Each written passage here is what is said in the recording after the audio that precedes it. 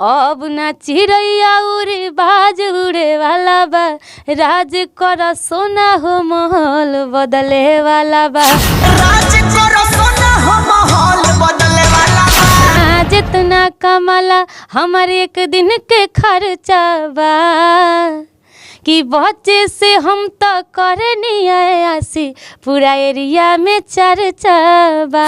बच्चे से हम तो करे ले आयासी, हर जिला में चर्चा बा। कि यारे इतना सुंदर बाड़ा की सहेलियों तो हो पे मरे जान, कि यारे जहाँ जाले तोहरे ऊ बड़ाई खाली करे जान। अरे इतना सुंदर बाड़ा की सहेलियों तो हो पे मरे जान। बोलाए भौजी कस कबूतर सैया जी हमार चढ़ जाले ऊपर, अब तू बोलो खस खरगोश सैया के हमरा जागे जोश। गौ से तू बोलो गमला सैया जी कोरस हमला, घौ से भौजी तू बोलो अब घर लागे सैया से डर, लागे सैया से डर, लागे सैया से डर, लागे सैया से डर। हाय गाइस, तो मैं आप लोग के लिए लेके आया हूँ एक ऐसा प्लेटफॉर्म जिस पे आप लोग गेम खेल के पैसे अर्न कर सकते हैं। प्लेटफॉर्म का नाम है rummy334.com। इसमें बहुत सारे गेम हैं जिसमें आप लोग खेलेंगे और पैसे अर्न कर सकते हैं। आइए हम आपको बताते हैं कि इसमें खेल के पैसे आप कैसे जीत सकते हैं। इसमें बहुत सारा गेम है। इसमें मेरा फेवरेट गेम है रॉकेट, और रॉकेट को मैं खेलूंगा, खेल के आप सबको दिखाऊंगा।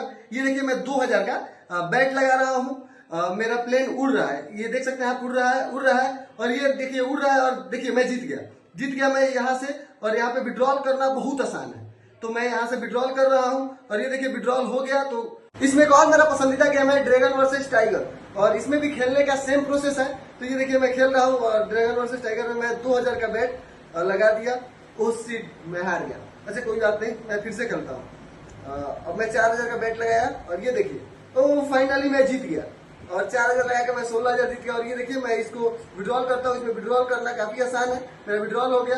तो आप भी अगर खेलना चाहते हैं तो डिस्क्रिप्शन में लिंक है, जाइए और टैप कीजिए और गेम खेलिए। किसी बात की इसमें परेशानी नहीं है, लिंक मेरे डिस्क्रिप्शन में है। गेम खेलने के लिए आप लोग डिस्क्रिप्शन में जाके गेम को खेल सकते हैं और बहुत सारा पैसा जीत सकते हैं।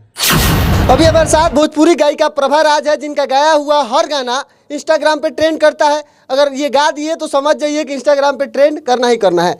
माहौल बदले वाला गाना हो या अयासी गाना हो या अन्य जो भी रंगदारी गाने हो, खासकर रंगदारी गाने की बात की जाए तो एक तरफा राज करती हैं।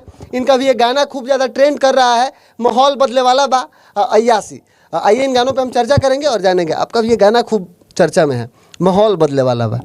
बिल्कुल हाँ, माहौल बदल चुका है अभी गाने। मिलियन रील बन गया। हाँ हाँ बिल्कुल एकदम। पहले तो सबसे पहले जितने भी दर्शक देख रहे हैं आर मीडिया की तरफ सबको प्रणाम।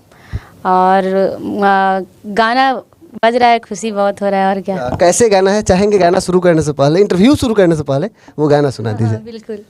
कि कहिया ले जान तुम मचैबा खलबली, 2 दिन के लइका भइल बाटे बाहुबली।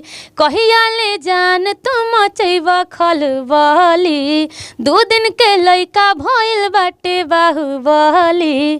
तो गोलू जी का लाइन है, करेजा हो का हो कि अब ना चिड़ैया उड़ी बाज उड़े वाला बा, अब ना चिड़ैया उड़ी बाज उड़े वाला बा, राज कर सोना हो महल बदले वाला बा, राज कर सोना हो महल बदले वाला बा। पूरा माहौल बदल दी है।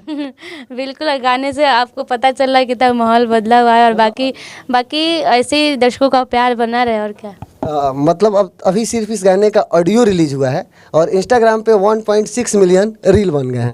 हाँ, अब बहुत जल्द वीडियो भी आने वाला है आजकल में शायद। अच्छा, टुनटुन यादव के साथ गाया हुआ आपका गाना खूब चर्चे में है, अयासी की हमरो मजनुआ हम कैसे करके। बढ़िया गाना है, एकदम मस्त गाना है ये।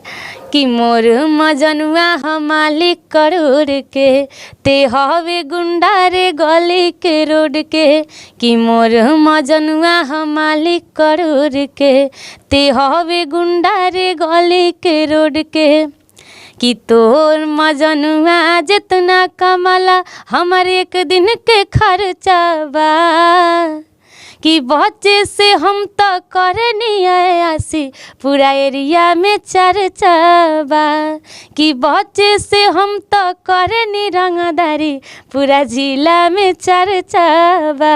हमारा जितना रंगदारी काहे करती है, खाली आपका गाया हुआ रंगदारी ये गाना खूब ज्यादा बजता है। बस दर्शकों का प्यार मिल रहा है इस गाने से, शायद उन लोगों को अच्छा लग रहा है मेरे आवाज़ में, ऐसे गाने तो पसंद कर रहे हैं। और क्या, ज्यादातर रंगदारी गाना है क्यों?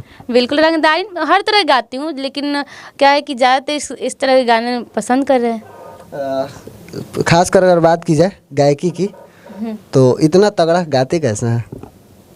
गाते कैसे बस भगवान का कृपा है और गा रही हूँ, बचपन से गॉड गिफ्टेड है। ये गाना आपका खूब कुछ दिन पहले खूब चर्चे में था, सहेलियों तह पे मरे ये जान, क्या बात है? बिल्कुल, अभी चर्चा में ही था वो गाना।